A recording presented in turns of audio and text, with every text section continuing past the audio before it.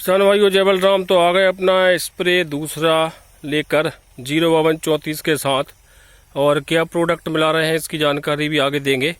पहले हम मिला देते हैं, ये है अपनी GW513 द ओरिजिनल ब्रीडर है, और यहाँ पर लगी है WH1270, ये भी ओरिजिनल फाउंडेशन है WH1270। यहाँ साइड में देखिए 322 है, सेम डोज दिया है लेकिन ग्रीननेस का फर्क है। ये है WH1270 और यहाँ पर है HI 1650, इसमें भी अच्छी ग्रीननेस है। और आगे है HI 1634 और ये है GW513 और ये है GW322। तो इन सभी वैरायटियों में आज लगभग इनके उम्र की बात करें तो WH1270 20 नवंबर से इसके डेट की काउंट की बात करें तो 20 नवंबर से इसको हो गए हैं 20 दिसंबर और 20 जनवरी 60 दिन, और आज हो गई 22, तो 60 64 दिन 65 दिन की अवस्था। WH1270 को 65 दिन की अवस्था, HI 1650 64 दिन, और ये है GW513 63 दिन, और HI 1634 को हुए हैं 62 दिन। तो इस तरीके से 65 64 63 62 इस तरीके के दिन हुए हैं। और इसमें हम दूसरा गबोट स्प्रे, इसमें आप देख सकते हैं कि फुल गबोट भर ली है। इस अवस्था में आपको स्प्रे करना है। जब ये गबोट भर के तैयार हो जाती है, लगभग 62 65 दिन की अवस्था रहती है। ये है GW513 गबोट भर लिए। इस अवस्था में गाभी की अवस्था में आपको 05234 के साथ जो न्यूट्रेंट हमने मिलाया है मल्टीप्लेक्स का और एरिस एग्रो लिमिटेड का माइक्रो न्यूट्रेंट, और NPK 05234 मल्टीप्लेक्स का 2 प्रोडक्ट, और तीसरा और चौथा में इमिडाक्लोप्रिड 40 ml और कोराजिन का टेक्निकल क्लोरोएंथ्रिप्रेनोल इसको मिलाया है 40 ml। तो 2 40 के इंसेक्टिसाइड फंगीसाइड हमने 1919 NPK के साथ दे दिया था, इसलिए फंगीसाइड नहीं मिलाया है।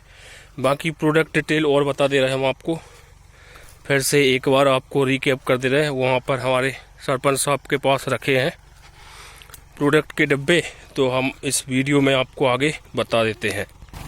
किसान भाइयों जब भी आप स्प्रे करते हैं तो अपनी जो टंकी है उसमें थोड़ी एक डंडा से चलाते रहें, जिससे कि वो क्या है बहुत सा मटेरियल नीचे हो जाता है। तो इस तरीके से आप डंडी लेकर और इस तरीके से चलाते रहें,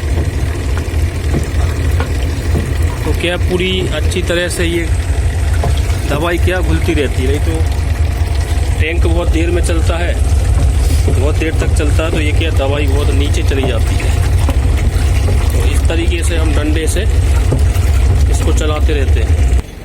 तो प्रोडक्ट हम बता दे रहे हैं, ये है मल्टीप्लेक्स कंपनी का 05234। लगभग हम इसको 700 ग्राम प्रति एकड़ डाल रहे हैं, मतलब 2 किलो हम 3 एकड़ में ले रहे हैं। 05234 के साथ एक एरीज का माइक्रोन्यूट्रेंट उसका साइड डब्बा नहीं लाए, और ये है क्लोरोएंथ्रिप्रेनोल 40 ग्राम के लगभग 50 ग्राम, और इमिडाक्लोप्रिड और एरीज का माइक्रोन्यूट्रेंट।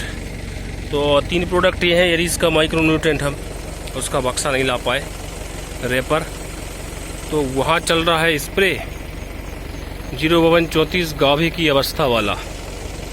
और कुछ डिटेल के लिए आप चैनल पर कमेंट करें, हमारे कोई भी जो स्प्रे वाले वीडियो है।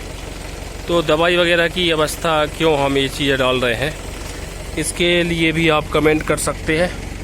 ये क्या है, जड़ माहू वगैरह कंट्रोल करने का भी काम करता है, और साथ में फुंदी मच्छर को भी कंट्रोल करता है।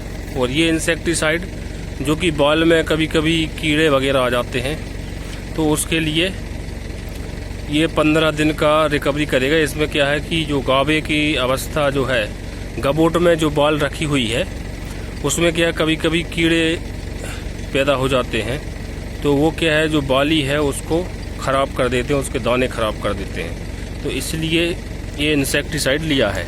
बाकी 05234 और माइक्रोन्यूट्रेंट मिक्सचर प्लस यदि आपने पहला 19-19 का यदि स्प्रे नहीं किया है तो फिर आपको टेबुकोनाजोल सिंपल 18 मतलब 20 से 30% वाला 150 ग्राम प्रति एकड़ ले सकते हैं। कॉम्बिनेशन ज़्यादा हो जाते हैं, इसलिए क्या है टेबुकोनाजोल को आप पहले ही स्प्रे में 19-19 के साथ डाल दें, उसके साथ भी आप अलग अलग तरीके का माइक्रोन्यूट्रेंट डालें, तो ये दोनों स्प्रे लगभग 1200 से 1500 प्रति एकड़ का खर्च है। 2 स्प्रे का मतलब 6 दूनी 12 या 7 दूनी 1400। तो इसमें क्या है, लागत को भी आपको मेंटेन करना है। आपके जो स्प्रे हैं, कोई भी गेहूं हो या चना हो, आपके स्प्रे 600-700 से ऊपर ना जाए, इस चीज़ का अवश्य ध्यान रखें। और देखते हैं इनके रिजल्ट कैसे क्या आते हैं। नेक्स्ट वीडियो में हम सभी के रिजल्ट भी आपको बताएंगे, तो जुड़े रहें। ऐसे ही लाइव अपडेट लाइव खेत में आकर आपको मिलती रहेगी और अनुसंधान की जानकारी की अपडेट हम देते रहेंगे। फरवरी में मूंग की जो भी वैरायटियाँ उपलब्ध होंगी और जहाँ के भी मेला वगैरह हैं फरवरी और मार्च में, उसकी जानकारी भी आपको चैनल के माध्यम से मिलती रहेगी। तो जय बलराम, धन्यवाद।